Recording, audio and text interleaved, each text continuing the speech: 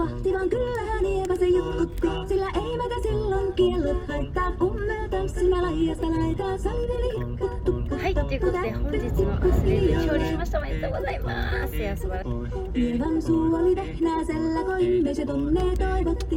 Pää oli märkänä jokaisella ja viulu se vonkuja voivotti. Ei tätä paikoo märkyys haittaa, sillä taaskaan laijasta laitaa. Saliveli hikkuttu, tähtyt hiljalleen. Hieman äiti se kammarissa virsiä veisata